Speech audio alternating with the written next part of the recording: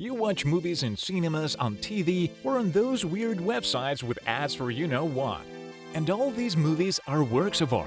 Hundreds of people worked on them during production, and credits aren't just a tribute to them. They show names of people who often put more into the project than actors. Do you want to learn about the movie-making process behind a Marvel movie? Well, you are in for a treat, because that is exactly what we are going to cover in this video. And as an example, we will take Infinity War. You will understand why the fourth Avengers were filmed for 2 years, what is the mysterious position of an executive producer, and how does Marvel's magic come to life on big screen. This will be very interesting, so grab some snacks and tell us in the comments what device do you use to watch movies, laptop or TV? Let the Great War begin here and now. The making of any movie involves 3 important steps: pre-production, production, and you guessed it, post-production. It's apparent from the names of these steps that first, movie makers discuss what they are going to do and do some planning. Then they make the movie, then touch it up and release it. Thanks for watching, see you later friends! Well, almost. In reality, the process is much more complicated. First, you need an idea. Other studios often invite directors, buy scripts, or hire individual writers. But not Marvel. All decisions about the upcoming movie are discussed among the creative team led by Kevin Feige. They agree on the characters, the main storyline, and also assign the people responsible for the production. And only then, begin searching for a director. And that's what executive producers do. These guys are actually higher up than directors, actors, and anybody else. Simply put, the director is responsible for filming the movie and taking care of the creative process, and the producer's job is to find such director and make sure that the movie is commercially successful. Wikipedia will tell you that Kevin Feige is the producer of most Marvel movies. This is true in a way, but only in a way. Kevin is the head of all the other producers. There exists a hierarchy, and if you visit the Infinity War page, you'll see that it has 14 producers. Even Stan Lee is on this list, but that doesn't mean that he himself negotiated contracts with the actors. Stan created the characters, and being on the producer's list of any movie means you get part of the sales. This leads to a bunch of funny situations. For example, Jon Peters, who received $50 million for nothing. This smart guy bought rights to Superman movies back in the 90s and received 7.5% of all sales. But he was a terrible professional, and it was actually his fault that the world never saw Superman with Nicolas Cage. He was actually so bad that the producer of Man of Steel, Christopher Nolan, forbid him from coming to set. But that didn't stop Peters from appearing in the credits and earning $50 million. Same thing happened after Fox was completely bought by Disney. The producer of the X-Men movies, Lauren Donner, will remain in the credits of movies about mutants even when Marvel makes them. But all that is a world of bureaucracy and paperwork that doesn't really interest us. Of course there are exceptions, but in most cases the producer is the stove and the director is the cook. Without the latter's talent, the movie won't be great, but without the first one, the movie won't happen at all. Let's return to our Marvel example, Avengers: Infinity War. In 2014, the producer Kevin Feige came up with the name, hired other producers, and started to look for a creator. In April of 2015, the Russo brothers got hired as the directors. After a month of discussion, screenwriters were also hired. They received the draft for the script and important plot twists, which had to be included in the movie, actors' contact information, and some other stuff. The script is like a spine for the movie. It describes the plot, dialogues, character traits, and all the tiny little scenes of the movie. The script is remade dozens of times. And not because it was bad, but because parallel to the script writing, the producers are making arrangements with the actors that the screenwriters see as a fit. Chris Evans is a great example.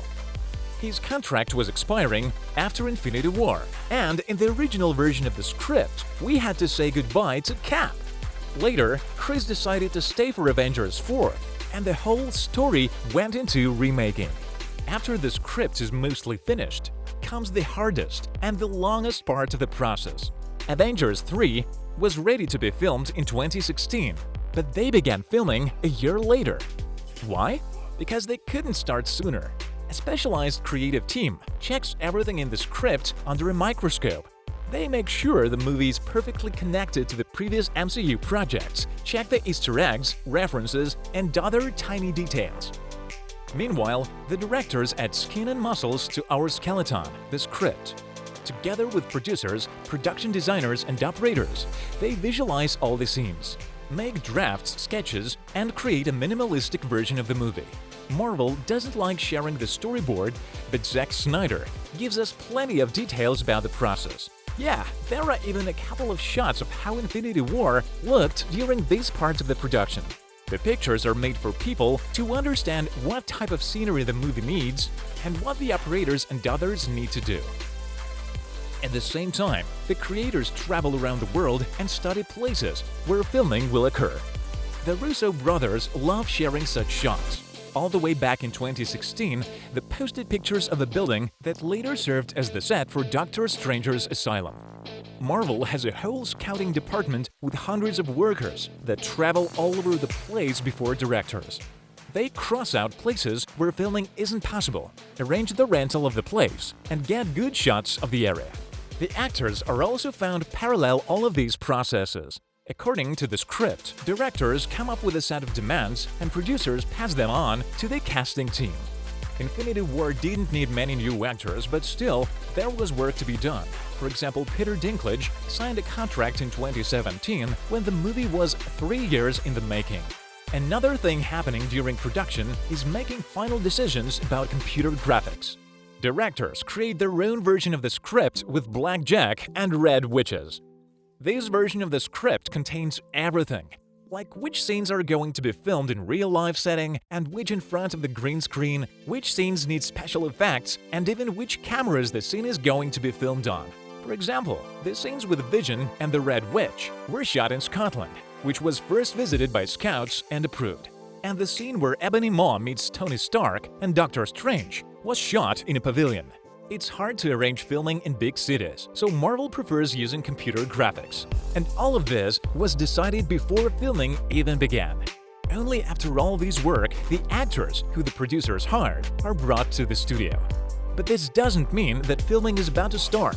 First, the production designers do the costume testing. A great example is Birds of Prey, who made a movie teaser out of the costume test run. After that, the actors sit down for the script read-through. Some say that this process is already part of production, but we aren't there yet. The process is fairly simple. The actors sit around the table and read dialogues and monologues of their characters. James Gunn loves sharing pictures of such family reunions on set. During this process, the script is modified yet again. Some things sound wrong, some don't make sense, and sometimes actors bring new ideas to the table. And after all this is done, the director's cut script is ready. All the places for filming are picked, and the details are arranged. Production designers prepared the sets, producers have every minute planned out, and the directors gave operators a spiel about how to shoot each scene. Now, filming is ready to start. Of course, sometimes things don't go according to plan, but that's rare. For example, Iron Man's producers booked places for filming before the script was ready. Delaying filming would mean losing the release slot and money, and the script and dialogues were written during production. But again, that is a rare example. Usually, everything goes as a clockwork. Everyone knows their place and is concentrated on their job. The operator knows where the camera will be, the actor knows his lines, and extras arrive on time. Everything is so polished up that scenes can be filmed in any order. It's cheaper and easier for the producers and directors to first film everything inside the pavilion and then go to real sites or vice versa. And they don't care what exactly is being filmed. For example, the scene where Spider-Man dies in the end of the movie was shot during the second day of filming that went on for 2 years. Kevin Feige revealed that in a recent interview. Often, even the actors don't know what's being filmed. One lucky guy who got to visit the set said that everything has happened in front of a green screen, and Robert Downey Jr. said that this was a spaceship, but he didn't know the details. That's why it's hard to get spoilers from the actors. The filming seems chaotic, and only a few directors film scenes in chronological order. And that is actually the reason why clappers are used. They show the scene and the take, so it's easier to synchronize the shots during montage. But for now, montage isn't the main concern. It is going to happen later, and everyone is focusing on the quality of the shot material. Modern filmmaking technologies leave clappers in the past and use boards with black letters on them instead.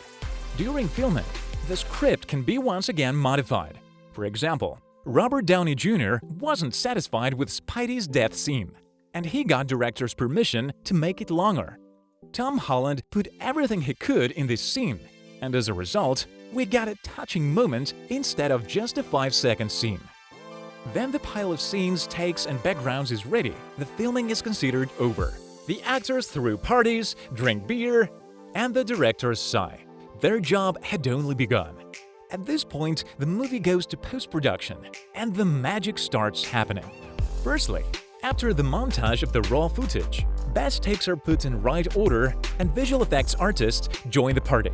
They draw New York instead of blue screens and battle scenes between Strange and Maw, and do their own edits.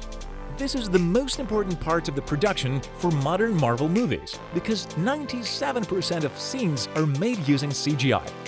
Just the shots of New York alone that were used as backgrounds took up 15 terabytes of computer memory. The reality is that often even scenes with the real actors go through editing and are replaced by graphics. Before filming, each actor is put in a specialized booth in which thousands of cameras film every little pimple on their body. In the end, specialists often use real footage as inspiration and redraw them. This happened with Thor's landing scene and every single scene with Black Panther in Civil War. Yeah! And that scene with all the characters running was animated for Avengers 4 promo. A lot of people don't get why there is a separate Oscar nomination for the best sound editing or film editing. But these steps are crucial. First of all, on set, it's hard to record the actor's voice in good quality. Wind, noises, and other little things often get in the way, and later the actors have to voice over the scenes. A living, breathing example of this is Hugh Jackman, who shared videos of how he voiced over scenes of Logan running. Parallel to that, the sound engineers look at the sound map made during pre-production and works on sound effects. Any of these steps can be interrupted by additional filming. In the recent years, those happen during every filmmaking process. Sometimes the 100 takes the director got aren't enough. Sometimes the producer isn't satisfied with the raw footage. Sometimes the poor script is once again changed, characters are added, and dialogues is modified. And sometimes the stubborn actor wouldn't shave his mustache, and it has to be edited out for $25 million. Superman! When it comes to Infinity War, the production involved dozens of world-class actors, who each had other commitments. So it was hard getting everyone together for filming.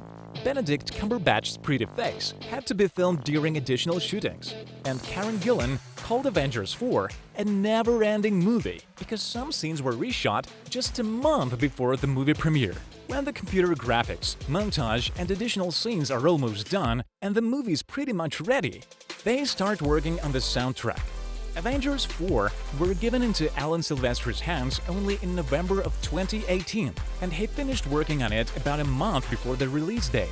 So in April of 2019, the composer needs to know the length of each scene for the music to go well with them. Of course, even the music often has to be cut, but the editors try to keep as much as possible and make the cuts unnoticeable. There are 3 separate audio tracks: the actors' voices, background effects, and the soundtrack. This is done so that the movie can be dubbed in other languages and to make volume regulation easier. And the sound editing, that worthless Oscar nomination, begins now. This is actually a very complicated and time-consuming process. Specialists play around with the volume. With that, they create suspense moments and emphasize important lines. And all this work combined is needed to create the version of the movie that we see on screen. And that's given the producers and test audience liked everything. Marvel doesn't advertise movie previews, but they often happen. Endgame had at least 3, and based on them, some important decisions were made. Some scenes are moved around, some got through more editing and animating, some additional takes are added.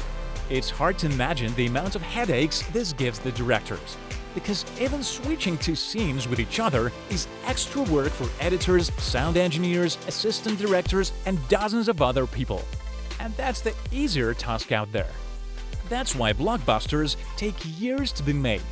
And if you haven't heard enough, consider that some scenes also need to be pulled out for the trailers. The team needs breaks for interviews, and the producers constantly submit reports. On top of that, we can't leave out the press tour and the commercial campaign. This is done by the producers and the marketing department. So it's not just the directors who get all the headaches. So next time you watch credits, don't say that they are just symbolical. Hundreds of people put their soul into the movie.